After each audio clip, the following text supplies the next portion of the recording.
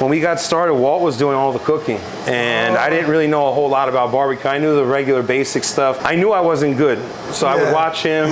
He taught me some stuff. He was teaching me a lot about ribs, a lot about chicken. We messed around with brisket a little bit, but then I just did a little bit more research, was working on some other ways, learned about brisket, and then he and I came together and we just put together this really cool menu of meats, hired apprentices not too long. We were only in this 6 months, maybe 8 months before we got apprentices, and then we were so tuned in with our cooks after that amount of time, we turned it over to them and they ran with it. Oh, wow. I had one apprentice turn into my head cook, and he ran with this place for about a year where he was the primary cook. So we graduated so fast in this that there were certain things that got a little bit, lost in the shuffle. It used to be just me and him.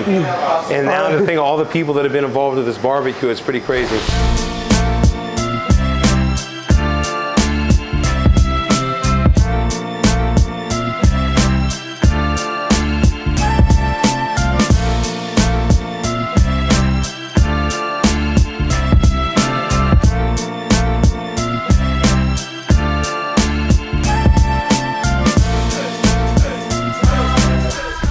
I'm Pitmaster for Johan. Welcome everybody. Got another episode of Living with Purpose. Got Nick here with Destination Smokehouse. Yeah, so tell us a little bit about the smokehouse you got right here. Cool, so we've been here for about 7 years. We've been a smokehouse for 3. If you can see right behind us, we used to be a coffee shop.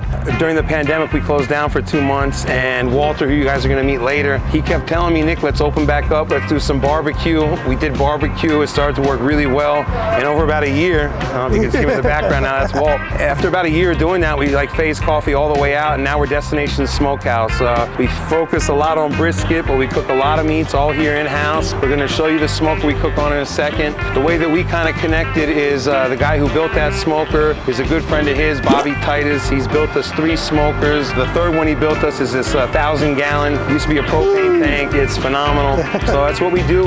We cook meat here 7 days a week. We're open at 11 every day. We sell out on most days. Saturdays and Sundays are usually the best time, but a lot of cool stuff. What did you do before barbecue? So I bounced around a lot. I grew up in New York City, Manhattan. Oh wow, downtown Manhattan? Yeah. Oh wow. Yeah, it was pretty cool. That's why the food stayed in mind, huh? Well, I was talking about that with Walt the other day. He's from New Orleans, and we were saying that both of us coming from those areas is really good because the food there is very distinctive. Yeah. It's, I think, 2 of the best places in the country for food. Definitely. So I was there for most of my, teenage years, growing up, all that.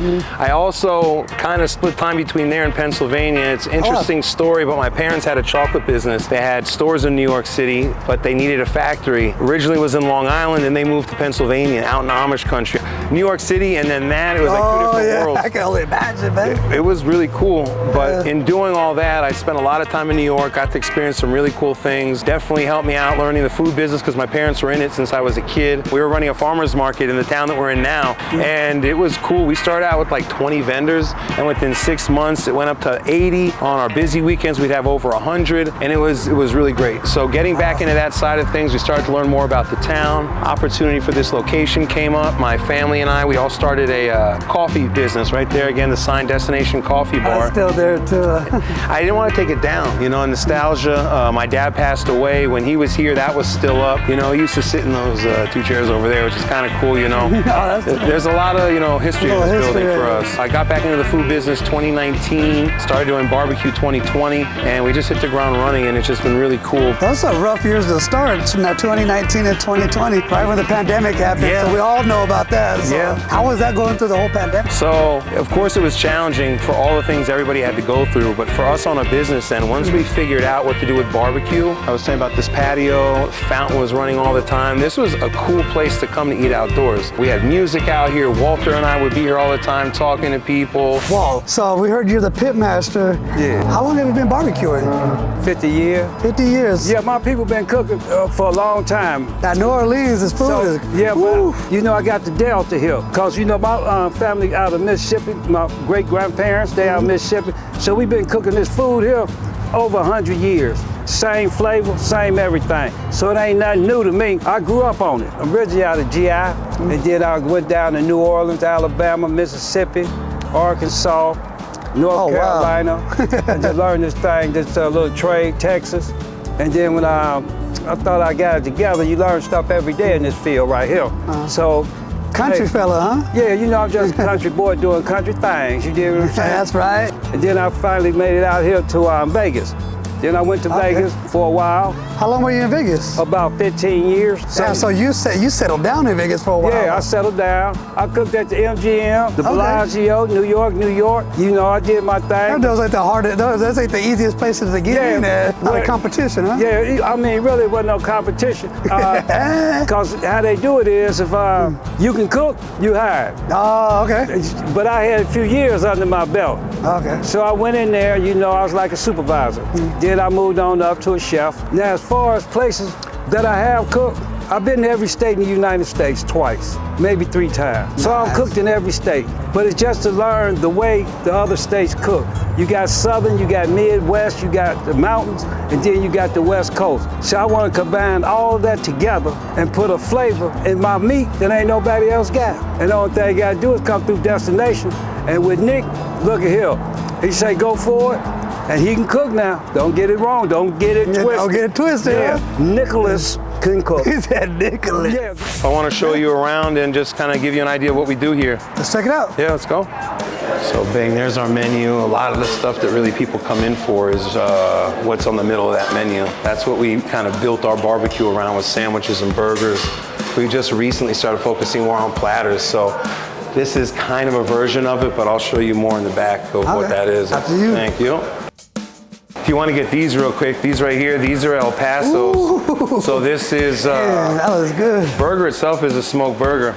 And then of course topped with brisket, barbecue sauce, brioche bun with garlic butter. It's excellent.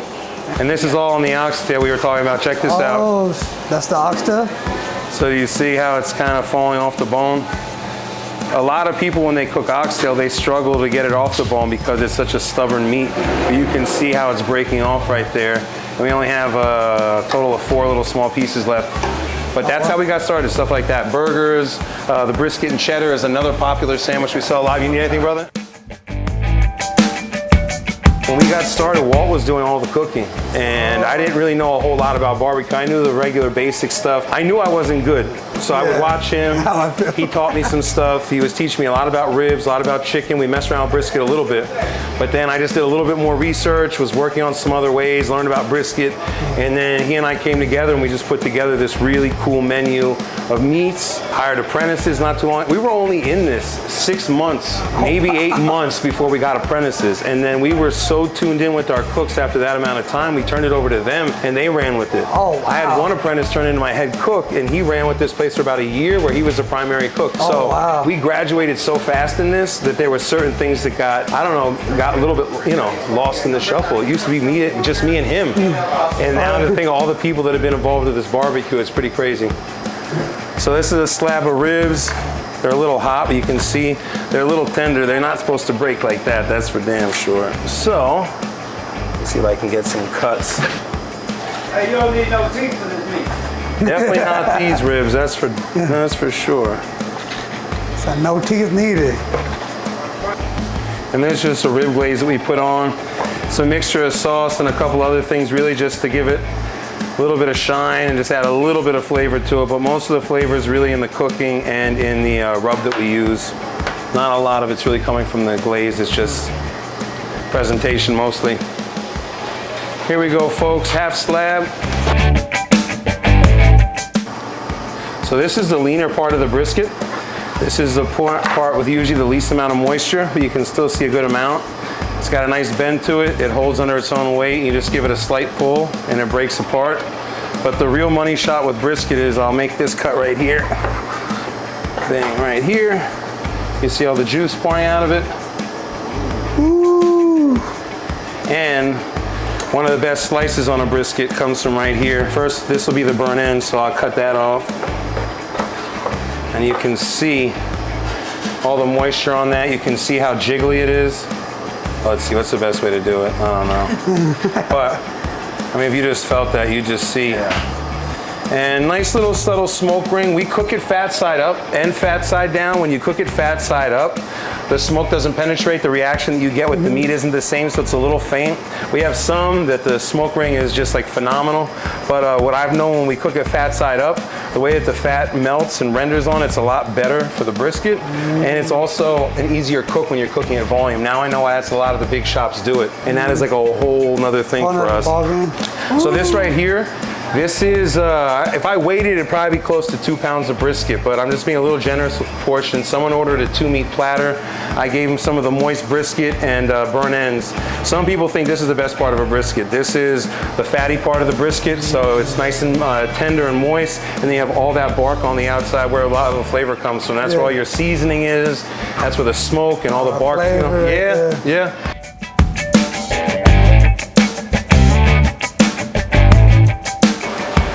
That's good stuff. That's good. I just eat the whole thing before it comes back. How's everything, guys? Nice. Thank you. We used to run 24/7, and it just became a problem. Where we're located, it just wasn't something that we could do anymore, so we have to be really smart about our cooks, so a lot at night. But we also have an auxiliary cooker. We do stuff for off-site events, you know, catering, things like that. Walt and I have a YouTube channel. We've been putting a lot of stuff out on that, cooking on that smoker. But and we'll drop that YouTube link at the bottom. Destination Smokehouse, but Bobby Titus, again, his name comes up a lot. He built this for us, and it was just kind of a good timing type of thing, because I was having trouble finding builders that would build smokers, ones that would do it on a timeline that made sense, or it was just too expensive. It was starting at like 15 grand. Like my first smoker, I just spent 150 on this one. I'm doing pretty good with it. We were able to squeeze 4 brisket on one of those at a time, and for a little while, 4 briskets a day wasn't bad to sell when you're in a new restaurant, you know? So when we got ready for something like this, it only really happened because Bobby really wanted to build one for himself. He wanted to be able to show people that he could build something like this, and we needed something this big. Thank God we did it, because if he would have built us a 500, which would have been half of this, I would have been mad, because I would have needed another You had smoker. another one, you had to drop more money. And now you got to put this one to the side. But we were running all these for a while, and then we got to a point where we figured out how to use this. We cook everything on it. Utilize it. Yeah, we cook everything on it. There's nothing on here now, so there's really not a lot to show you, but just real quick, I'll show you what I mean by that. You got a top and a bottom rack. Most people on smokers like this, they just like cooking on the bottom. So they'll cook on this bottom rack, and they'll line up brisket all the way down, and that's it. And then they'll cook their other stuff on another smoker. Here, we put our ribs up top, we put our pork belly up top, can put turkey and pork shoulder and then brisket behind it. We cook our burgers on this back door over here. Found a way to make this work for us, because we're definitely not gonna be able to get another one of these permitted here. We were lucky to get this one permitted for here. Getting a smoker permitted in Southern California isn't easy. It was hard. I'm looking now for a second location, actually more than that, but even just getting a second location, it's such an uphill battle to find a place where you can get a smoker permitted, where people will deal with the type of traffic that comes in. Because that's the other thing too, barbecue places, if they're good, they get busy. So then you start taking over the parking lot, you know? It's a lot. What keeps you going? Like, what do you feel that motivates you to keep serving people, keep feeding people, and keep this place going and keep on doing bigger and better things? And I was telling you this earlier too, like you break down so many walls when you do stuff like this. When you maybe see someone in line at the grocery store and you don't think they're really gonna wanna have anything to say to you, I could have someone walk in the restaurant with that same look where you think like, okay, this person doesn't really want to be talked to. You just say, hey, how was everything? And for like 5 minutes, we'll have a conversation of how much they love the food, how much they appreciate us. You want to run a business that you can, you know, run financially. So that's the biggest thing. So let's get that honest thing out of the way. So the business financially runs pretty well. You know, restaurant business is one of the hardest businesses. So, you know, if you're going to be in the restaurant business, you want to be able to, you know, stay in business. But as far as the passion side of it, which is the part that I always talk about, especially when I'm talking to people about the barbecue, if it wasn't for that, if it wasn't the feedback you get from people, because when you spend all that time on something and you're personally attached to it, it's like I told you about Bobby with his smokers. He's personally attached to each one. It's like almost the same way with each brisket I cook, or with each sandwich that we sell out of here. Even if I don't touch the meat that day, if I don't make the sandwich, I want it to go out in a way where that person, if it's their first time or their 20th time, they're saying the same thing, how great it was. was. So Consistency, yeah. we put a lot of time and effort into that, and we want to know that people appreciate it. And when we hear it, it really feels good. Even like on a day where something just isn't feeling right and I'm having an off day, I come in here and I'll hear some feedback, and it just kind of changes your whole day. Yeah, definitely. You know, And I love how ever since we got here today, you're just, every customer comes in like, hey, how you doing? You don't even see that a lot of times from the actual owners, from the people in the back running the establishments. You really don't see that much. So I give that to you. I love that about you, because it's like, hey, a lot of people don't know. It's like, hey, you know, he's the main guy right here, you know? Do it as if you're cooking for your kids. And I see that same passion as he was cooking, except for his community, right? So he's making barbecue for his community. So that love, that passion that's right there, that shares in and spews into the community and gives like pride to it. So yeah, I did get a little emotional. He's coming around the corner with Walter, and you and I just had this conversation about what drives you, and we're talking about passion and people's responses. So I was like, dude, I'm like, are you getting emotional? He's like, man, it's been so long, I've been wanting to meet you. You know, they'll see me and now they won't know who I am.